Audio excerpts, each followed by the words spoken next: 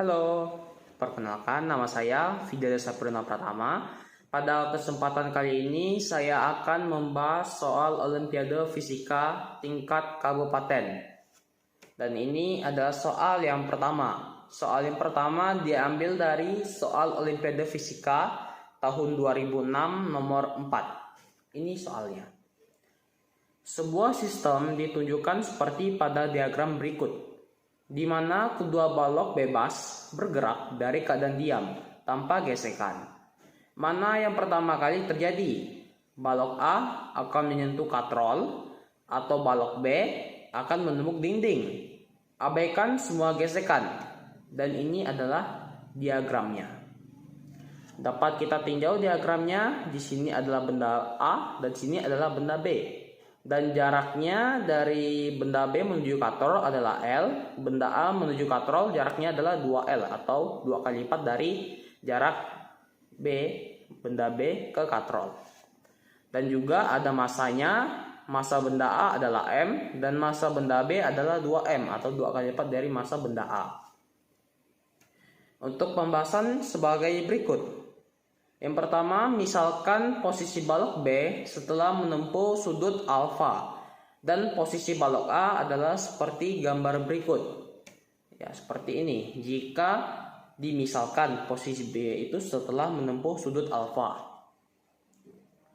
Ini karena posisi yang awalnya itu adalah horizontal, otomatis di sini tidak ada gaya yang menahan atau benda yang menahan, pasti akan jatuh dia. Nah, dia dianggap posisinya seperti ini. Di sini posisinya. Di sini dengan suatu kemiringannya atau alfanya, sudutnya intinya itu ya. Dapat ditinjau lagi. Sebelumnya belum ada tegangan, tapi di sini sudah ada namanya tegangan karena saling tarik menarik atau saling bertahan gitu keduanya. Yang dimana ini mau turun ke bawah, ini menahannya. Seperti itu. Makanya ada tegangan tali yang saling berlawanan arah. Ada juga masanya tetap sama aja ya, tidak berubah. Tetapi karena bendanya itu berada di atas atau di permukaan bumi, otomatis ada juga yang berpengaruh. Apa itu yang berpengaruh? Yaitu percepatan gravitasinya. Percepatan gravitasinya tinggal dikalikan 2 dikalikan massa kali gravitasi. Karena masanya ini adalah 2M, maka tinggal dimasukkan aja 2M dikalikan gravitasi. Seperti itu. Di sini juga tegangan talinya itu di posisi benda B dapat kita tinjau juga dengan arah sumbu X atau arah horizontal. Sama dengan T cos alfa. Kenapa bisa T cos alfa? Karena diproyeksikan sehingga hasilnya seperti ini. Karena berada di samping sudut, otomatis dengan talinya cos alfa. Kalau di depan sudut dia sin alfa. Nah, kalau dia di depan atau samping itu tangen. Iya. Depan per samping. Karena ini posisinya tuh berada di samping miring seperti itu. Kita lanjut. Untuk yang pertama, pasti kita akan mencari percepatan horizontalnya. Yang dapat kita ketahui di situ, karena di sini juga berpengaruh tuh namanya hukum Newton 2. Hukum Newton 2 ini sangat berpengaruh untuk soal kali ini. Jadi percepatan horizontal balok A adalah AB sama dengan setengah AA. Ini diperoleh dari mana? Ini diperoleh dari hukum Newton, yang dimana gayanya itu sama. Jadi gaya yang bekerja itu hanyalah tegangan tali. Tegangan tali untuk benda A dan tegangan tali untuk benda B diperbandingkan. Jadi sama. Jadi massa untuk massa A dikalikan percepatan untuk A sama dengan massa B dikalikan dengan percepatan B. Dikarenakan yang kita ingin cari B-nya itu massanya adalah 2M. Tinggal dipindahkan ke ruas kanan. Otomatis akan mendapatkan setengah. Lalu dibalik sehingga AB sama dengan setengah AA. Dengan A itu adalah percepatannya. Kita lanjut, kita akan mencari lagi yang namanya percepatan horizontal atau balok B. Maksudnya percepatan horizontal di balok B. adalah percepatan B sama dengan Tx dibagi 2M. Yang dimana Tx ini adalah tegangan tali yang diproyeksikan ke sumbu X dibagi dengan masanya. Dengan Tx-nya ini sama dengan T cos alfa dibagi 2 kali M. Nah, ini dipindahkan lagi. Nih, Tx-nya ini adalah T cos alfa. Seperti sebelumnya sudah ditinjau seperti itu. Kita lanjut. Pada posisi B horizontal, alfa sama dengan 0 derajat. Maka ini diperbandingkan lagi. Yang awalnya posisinya berada di setelah menempuh sudutnya, sekarang di posisi horizontalnya. Atau posisi pada saat alfanya itu 0 derajat, sudutnya itu 0 derajat. Maka percepatannya itu sama dengan T per M. Ini ya pada posisi B. Jadi percepatan percepatan di posisi A itu sama dengan T per M. Kenapa tidak ada namanya proyeksi lagi? Misalnya kayak cos theta, sin theta, tan theta, itu karena posisinya lurus. Tidak ada sudutnya itu 0 derajat. Jadi otomatis tidak akan ada yang namanya itu proyeksi lagi seperti itu. Dapat kita tinjau lagi untuk percepatan B nya itu sama dengan T cos 0 derajat per 2 kalikan massa sama dengan T per 2M, karena cos 0 derajat ini adalah 1, jadi T dikalikan 1 tetap T sama dengan setengah dalam kurung T per M cos alfa. Kenapa bisa seperti ini? Karena di posisi ini AB disubstitusikan ke sini.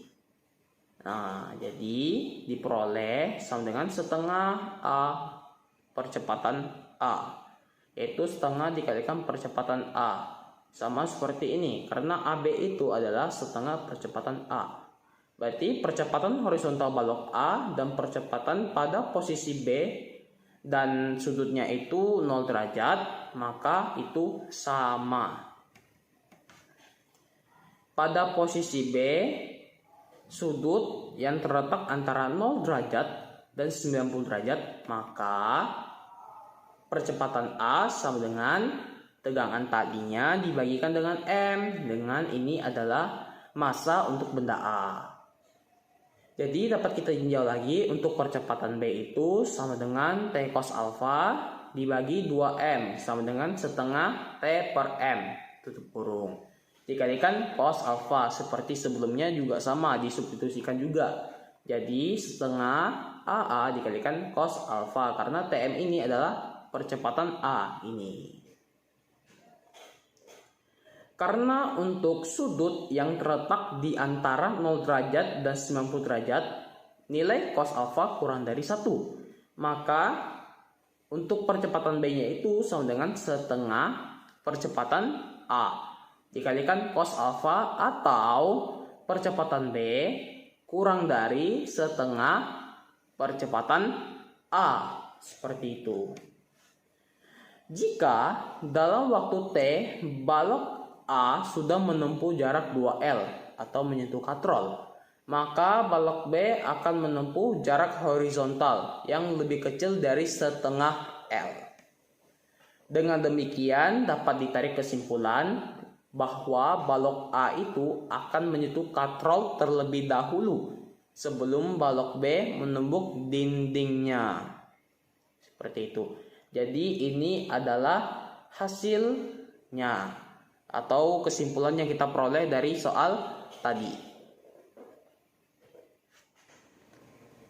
Untuk soal yang kedua diambil dari soal Olimpiade Fisika tingkat kabupaten tahun 2009 nomor 7. Dan ini adalah soalnya. Sebuah sistem bandul sederhana mempunyai panjang tali L berada dalam medan gravitasi G. Beban yang digunakan mempunyai massa M dan dapat dianggap berbentuk massa titik. Pada posisi vertikal di bawah titik O terdapat sebuah paku pada jarak L dibagi 2 dari O. Sebelumnya L itu adalah panjang talinya. Akibat paku ini, ayunan bandul berubah arah seperti ditunjukkan pada gambar. Dan ini adalah gambarnya. Dia berubah arah. Yang awalnya seharusnya simetri, lalu berubah arah seperti ini. Sudut simpangan mula-mula theta 0 dipilih sedemikian rupa sehingga ketinggian maksimum titik A masa M relatif terhadap titik terendah atau titik B adalah H1 atau ketinggian yang pertama. Anggap simpangan sudut theta 0 kecil. Berapakah ketinggian H2 dari titik C? Titik C adalah posisi simpangan maksimum, yang dimana itu yang ditanya ketinggian H2-nya yang diperoleh dari titik C. Jadi itu yang ditanyakan yang pertama. Yang kedua adalah hitung periode osilasi sistemnya, yaitu gerak dari A ke B, B ke C, C ke B lagi, B ke A. Jadi kembali. Dan ini adalah gerak osilasi sederhana. Lanjut ke pembahasannya. Untuk penyelesaian yang pertama, untuk mencari ketinggian H2, maka energi mekanik sistem kekal karena tegangan tali tidak melakukan usaha. Otomatis energi mekanik mula-mula di titik A hanyalah energi potensial atau MGH1. Kenapa kita menggunakan energi mekanik? Itu dikarenakan posisi akhir sama dengan posisi awal. Jadi lebih mudah menggunakan energi mekanik ditimbang dengan menggunakan hukum Newton. Seperti itu. Nah, saya ulangi lagi. Energi mekanik mula-mula di titik A hanyalah energi potensial atau MGH1. Lanjut, untuk energi mekanik di titik C hanyalah energi potensialnya juga, yaitu MGH2. Berdasarkan hukum kekalahan energi, didapat MGH1 sama dengan MGH2 atau H1 sama dengan H2. Nah, di sini masa kali gravitasinya dicoret boleh kok karena sama dengan. Dan di sini tidak ada kecepatannya. Otomatis sama dengan 0 dua-duanya, maka dapat diperbandingkan. Sebenarnya rumus aslinya itu adalah EM1 sama dengan EM2 atau posisi awal sama dengan di posisi akhir gitu. Kita lanjut. Untuk gerak bandul dapat dibagi dalam 4 bagian, yaitu A ke B, B ke C, dan C ke B, dan B ke A. Kembali lagi. Dan ini adalah untuk penyelesaian yang nomor B, yaitu ditanyakan total hitungan periodenya. Gerak dari A ke B dan gerak dari B ke A adalah gerak osilasi sederhana dengan panjang tali L. Periode osilasi bandul dengan panjang tali L adalah T1 sama dengan 2pi kalikan akar L per G. Ini adalah rumus persamaan dari periode itu sendiri. Setelah itu, gerak dari B ke C dan dari C ke B adalah gerak osilasi sederhana dengan panjang tali L dibagi 2. Jadi, periode osilasi bandul dengan panjang tali L dibagi 2 adalah tinggal disubstitusikan saja nilainya, maka diperoleh T2 sama dengan 2pi akar L per 2G. Seperti itu. Kita lanjut. Untuk hitungannya pertama yang dapat kita tinjau dari gambar tadi, yaitu waktu dari posisi A ke B adalah 1/4 T1. Karena berada di T1 1/4 jadinya, karena ada 4 bagian. Seperti itu. Tapi yang ditinjau itu dari T1 karena geraknya itu dari A ke B. Jadi panjang tali utuh seperti itu. Waktu dari B ke C adalah 1/4 dari T2. Nah, ini adalah B ke C. Otomatis ditinjaunya itu dari T2 atau periode yang keduanya. Waktu dari C ke B adalah 1/4 T2 karena C ke B seperti sebelumnya juga sama. Cuman dia itu berbeda arahnya aja. Yang keempat, waktu dari B ke A adalah 1/4 T1. Sama juga seperti yang pertama, cuman bedanya kembali gitu. Jadi sama aja. Setelah itu, kita akan jumlahkan semuanya. Maka total waktu osilasi adalah T sama dengan setengah T1 ditambah setengah T2, yang dimana dapat setengahnya ini dari seperempat ditambahkan dengan seperempat. Seperempat tambah seperempat itu adalah setengah, atau 0,25 ditambahkan 0,25 sama dengan 0,50 atau setengah. Jadi setengah T1 ditambahkan setengah T2. Seperti itu. Di sini dapat kita faktorkan lagi, kita gabungkan T1 dengan T2-nya, jadi setengah dalam kurung T1 ditambahkan dengan T2. Seperti itu. Di mana T1 T2-nya tadi sudah diketahui, kita substitusikan nilainya, udah dimasukkan tuh nilainya, kita faktorkan lagi, kita olah lagi, maka akan mendapatkan hasil Pi akar L per G dalam kurung 1 ditambah akar setengah. Di sini dapat kita jabarkan lagi, dapat kita sederhanakan lagi ya. Sama dengan Pi per 2 dikalikan akar L per G dalam kurung 2 ditambahkan akar 2. Jadi itu jawabannya. Dan ini adalah pembahasan yang cukup singkat dan lebih jelas, sehingga tidak banyak membuang waktu dalam menjawab soal. Jadi tepat, benar, dan cepat. Jadi banyak peluang untuk soal-soal lainnya lagi. Seperti itu. Soal yang ketiga yaitu soal Olimpiade Fisika tahun 2012 tipe C nomor 6 sebagai berikut.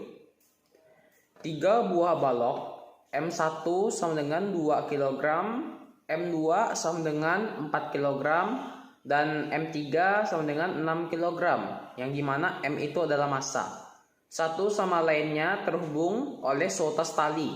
Massa tali diabaikan, berada di atas bidang miring yang licin, dan sudutnya itu sama dengan 60 derajat. Sebuah gaya F sama dengan 120 Newton digunakan untuk menarik ketiga balok tersebut ke atas. Pertanyaannya adalah hitunglah percepatan balok tersebut. Di sini ada gambarnya, ada M1, M2, M3, T1, T2 dan gaya yang menahannya. Di sini adalah sudutnya 60 derajat. Langsung saja ke pembahasannya.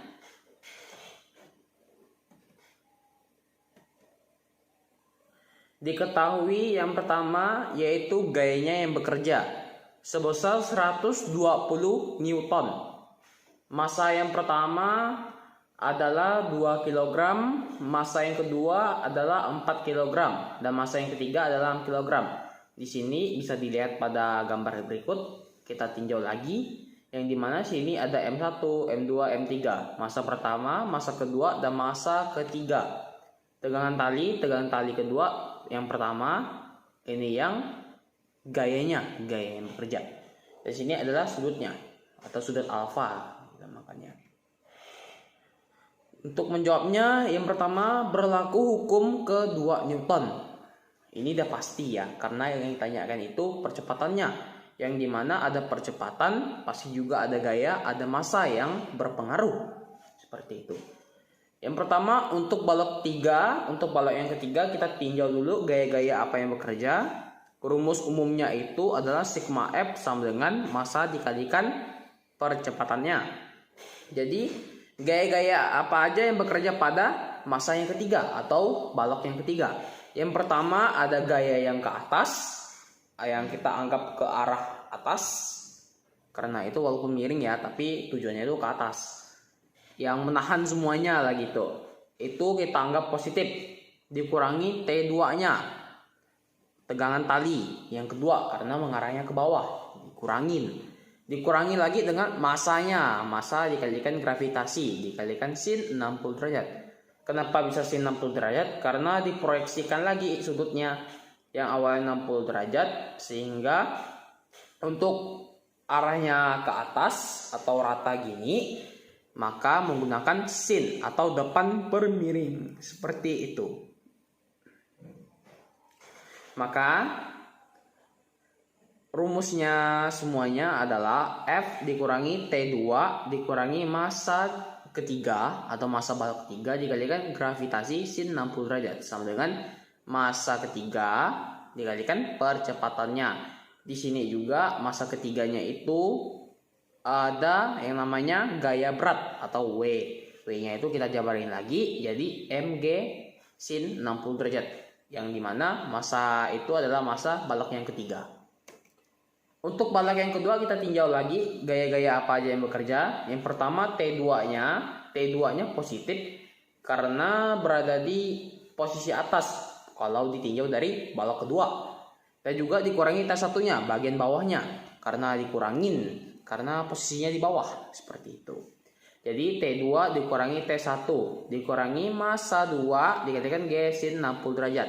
Ini adalah gaya beratnya juga, gaya berat pada balok yang kedua. Sama dengan M2A dikalikan percepatannya, massa kedua dikalikan percepatannya seperti itu. Terus kita tinjau lagi untuk balok yang pertama. Balok yang pertama gaya apa aja yang bekerja? Yaitu T1 dikurangi massa pertama dikalikan gravitasi sin 60 derajat. Dikurangi dengan gaya beratnya yang mengarah ke bawah. T1-nya kalau ditinjau dari balok 1 otomatis arahnya ke atas. Jadi sama dengan massa pertama dikalikan percepatannya. Kita lanjut. Untuk semua persamaan dijumlah dan dimasukkan ke rumus hukum Newton kedua. Oh ya, tadi itu untuk balok ketiga itu adalah persamaan yang pertama. Untuk balok yang kedua adalah persamaan yang kedua. Untuk balok yang pertama adalah persamaan yang ketiga. Dan semua nilainya itu dijumlahkan sehingga diperoleh seperti ini. Sigma F sama dengan massa dikalikan A. Sehingga F dikurangi massa 1 ditambah massa 2 ditambah massa 3 dalam kurung G sin 60 derajat. Kenapa bisa seperti ini? Karena difaktorin. Difaktorin setelah dikurangi, difaktorin sehingga T1 T2-nya udah hilang karena sudah dikurangi. Yang dimana sebelumnya itu ada M1 G sin 60 derajat, M2, M3 sin 60 derajat, sin G 60 derajat itu difaktorin. Maka sama dengan massa 1 ditambah massa 2 tambah massa 3 dalam kurung dikalikan percepatan. Itu juga sama ditambahin semua, setelah itu difaktorin. Seperti itu. Maka untuk mencari percepatannya mudah saja, tinggal dipindahkan M1, M2, M3-nya ke ruas kiri. Seperti itu. Maka percepatannya itu sama dengan F dikurangi massa 1 tambah massa 2 tambah massa 3 dikalikan G sin 60 derajat per M1 tambah M2 tambah M3. Seperti itu. Maka kita masukkan nilai-nilai yang sudah diketahui pada soal, yaitu dengan gayanya 120 Newton dikurangi massa pertama 2 kg, massa kedua 4 kg, dan massa ketiga 6 kg. Dan percepatan gravitasinya kalau tidak diketahui, maka kita menggunakan 10 meter per second kuadrat. Dan di sini sin 60 derajat itu adalah setengah akar 3. Tetapi kita sudah tahu nilai desimalnya itu 0,866. Dibagi 2 kg ditambah 4 kg ditambah 6 kg. Dan ini adalah massa 1, massa 2, massa 3, dan massa 3. Seperti itu. Maka kita hitung dulu 120 Newton dikurangi 103,92 Newton. Jadi sudah ditambahkan 2 tambah 4 6 tambah 6 12 kali 10 120 0,866 dikalikan akan mendapatkan hasil 103,92 Newton. Ya, dibagi 2 kg ditambah 4 kg ditambah 6 kg itu 12 kg. Sehingga dikurangi dulu dibagi 12 maka hasilnya adalah 1,34 dengan satuannya itu adalah meter per second kuadrat. Seperti itu. Sekian dari pembahasan video Olimpiade Fisika ini. Akhir kata saya ucapkan terima kasih.